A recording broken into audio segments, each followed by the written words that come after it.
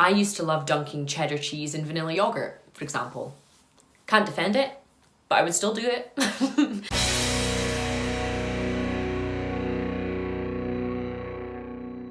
Good afternoon, guys. Welcome back to Maverick Baking. It's lovely to see you again. Now today we're making a slightly different style of video. We're dropping the chocolate bar reviews briefly, mostly because I was halfway through filming one and my camera decided to turn off and I definitely was not raging. Moving on. So today we're stepping away from recipes and reviews and I thought I would dabble in something kind of fun. This morning at about 1 AM, for reasons unbeknown to anyone, including me, I decided to ask you guys a question. I asked you on Twitter and I asked you on Instagram to hit me with your most controversial food opinions, and my lord, you did that. So today I'm gonna be kind of reading through these and we're gonna be reacting to them because some of them are wild. So I've decided I'm not gonna name names in this video just in case any of you are watching and you would like the anonymity, or in case, you know, some of the opinions are so bad that people turn up at your front door with torches and pitchforks. I will shield your privacy for you. So the first one we're gonna talk about today, she told me she likes honey on pepperoni pizza. Honestly, I'm not totally against this. I can't say I've ever tried it, but when you think about all of the salty and sweet things in life that work, banana and peanut butter, salted caramel, chicken and waffles, you know, there are a lot of kind of global combinations of sweet and salty together because they hit every point of human pleasure in the mouth. Honey on pepperoni pizza is not only a very interesting one and a very untraditional one, but it's one that I just imagine goes to an extreme length of bizarre when preparing it. I can't get this image out of my head that you're going out, you've just finished at the cinema, you've gone across the road to your local Pizza Hut, you've sat down, you've got your deep dish cheesy bites stuffed crust pepperoni pizza sat in front of you. It's like 12 inches and the first thing you do is reach into your handbag and pull out a bottle of Rouse's squeezy honey and just drown that shit in it. And honestly, I can't cope with that image. I would try it. I would absolutely try it. It's bold, it's ballsy, it's weird, but I think it would work. And I may have to try it in future when Francesco's not home. Let's move on. This next one got my back up a little bit. Macarons are absolute trash. This one hurt. This one hurt not only my utter adoration for the skill of French patisserie and anything to do with the delicate nature of meringues, but it also insulted my faux middle class appreciation for expensive baked goods.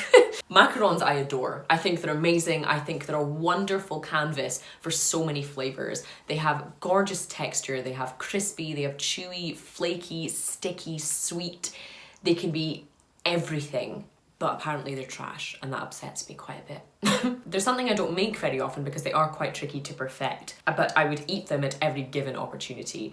The next opinion follows along from the previous kind of salty and sweet chat we just had. Someone told me that they like banana slices with crispy pretzels.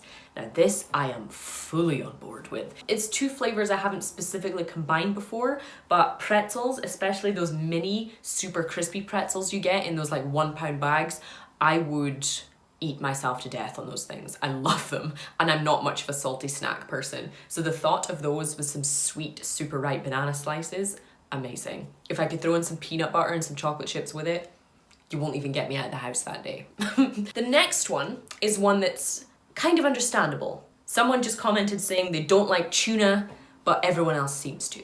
This I kind of get. Tuna is a very divisive foodstuff. It's smelly, it's cheap, so it's everywhere, and it's usually mixed in Britain with vast quantities of cheap mayonnaise. Now, maybe in Japan where you can get gorgeous sushi grade tuna, or in European countries when they delicately fry it into this gorgeous kind of soft centered steak, fine. But in Britain, we most often see it tinned in brine and then mixed with shitloads of mayonnaise. And yeah, I love it because I love stinky food. I love a tuna sandwich with gherkins and mustard on it. Sorry to everyone who has to smell my breath for the rest of the day, but I adore it, but I fully understand why you wouldn't. It's very smelly, it's very strong tasting, it's a lingering flavour, and when other people are eating it, it can be quite obnoxious. The next one just got me plain angry. Someone decided to comment and say Nutella is rank.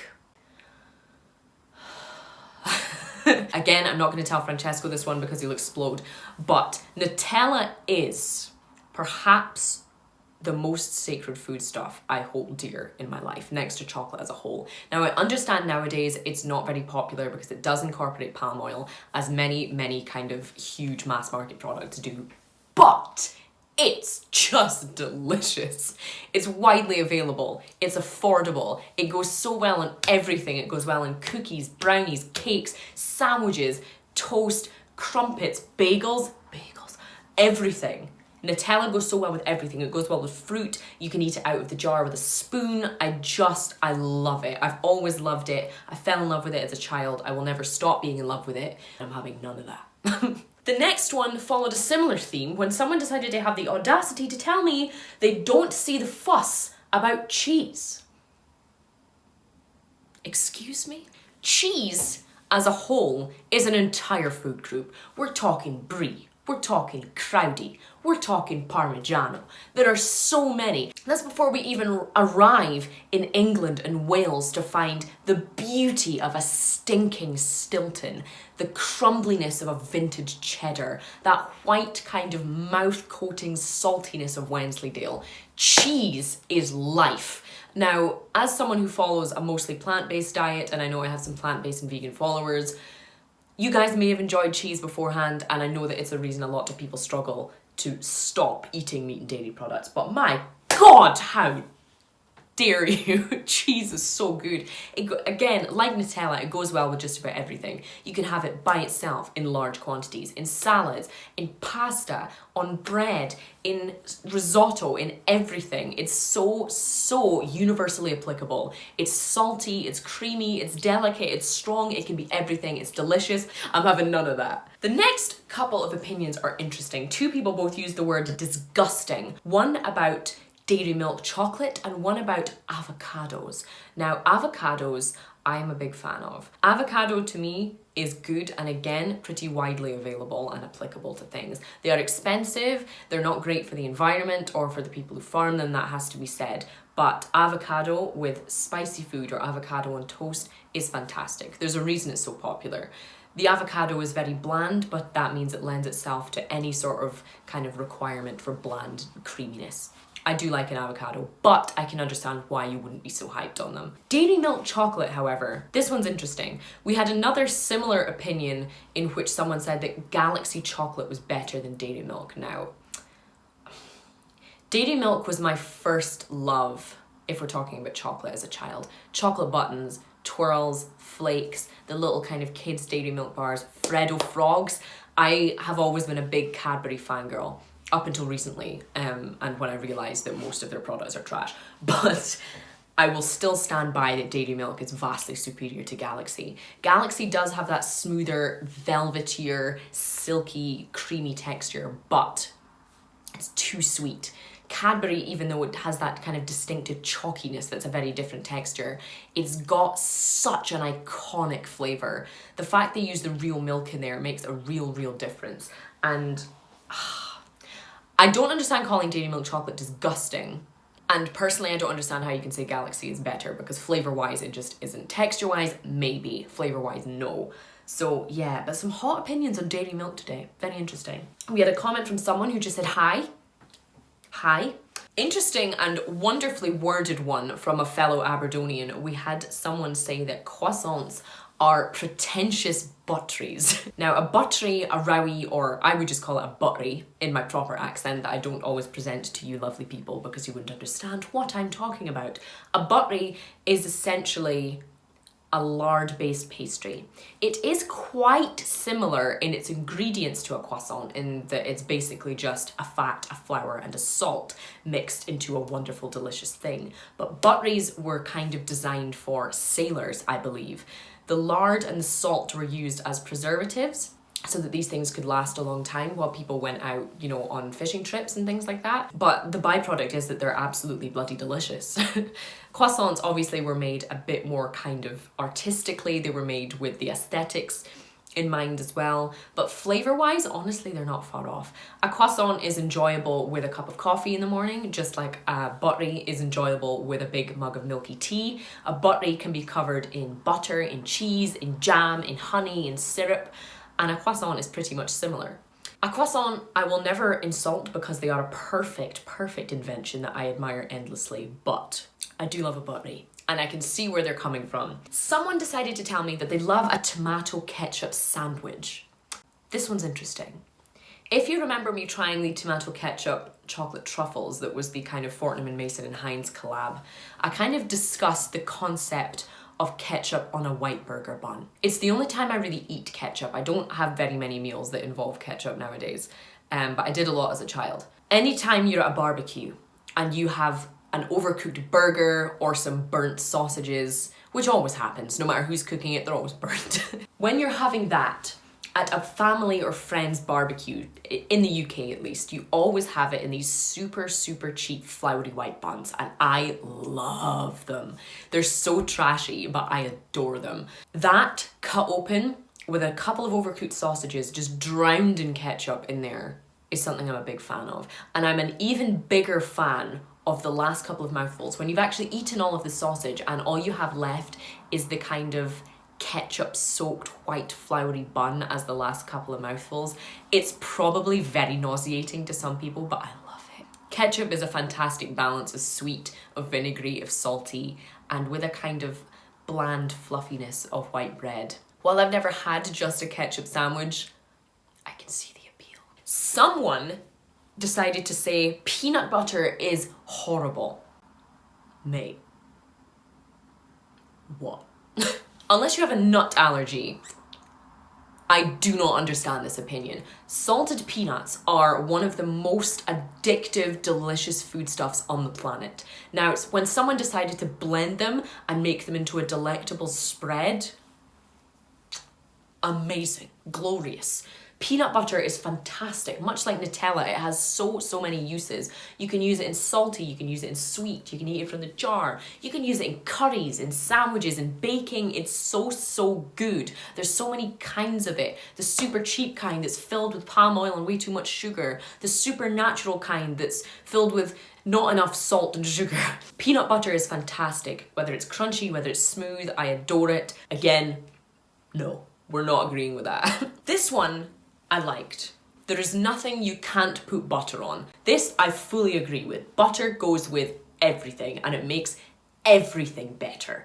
There isn't a single foodstuff anywhere in any part of our vast universe that can't be at least mildly improved with butter. Whether it's sweet or savory, whether you're talking about toast, whether you're talking about potatoes, whether you're talking about pasta. There are so many things that butter improves. Carbs, fats, fruits and vegetables. Fruits?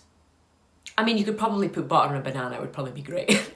Butter is the perfect blend of salt and high fat content that the human mouth just craves. It's so good. It's so affordable. It's so widely available. I fully agree. There is nothing you can't put butter on. That is a 5 out of 5 controversial opinion. I am with you there. Interesting one from a very well-known food blogger here in the UK decided to message me and tell me cheap white chocolate is better than posh white chocolate now. Even as a certifiable chocolate nerd, I have to agree with this. Posh white chocolate is wonderful. It usually has a high quantity of cocoa butter and usually a high quantity of good quality vanilla, which makes it a wonderful experience of creaminess. But there is something about Milky Bar, about super cheap 30 pence white chocolate bars, the kind you can get in Lidl, you know what I mean? Just that amazing, over-sweetened, over-creamy white chocolate. I think if you're sitting eating just white chocolate for what it is, or if you're baking with it, the cheap stuff just ticks every single box. I would never agree with this when it comes to dark or milk chocolate. But white chocolate, for what it is, as something that isn't even technically chocolate in the first place, I fully agree with this. I fully agree with this. Okay, moving on to our next one. This is a classic in controversy. Pineapple on pizza is delicious. I'll be honest, I've never ever tried it. Mostly because there are so many better pizza toppings that one can choose from, meat or non-meat, but I'm not against it. Sweet and salty, as we discussed at the beginning of the video, is a big thing. Humans love sweet and salty. It's just a biological fact. You can try and deny it, but you're wrong.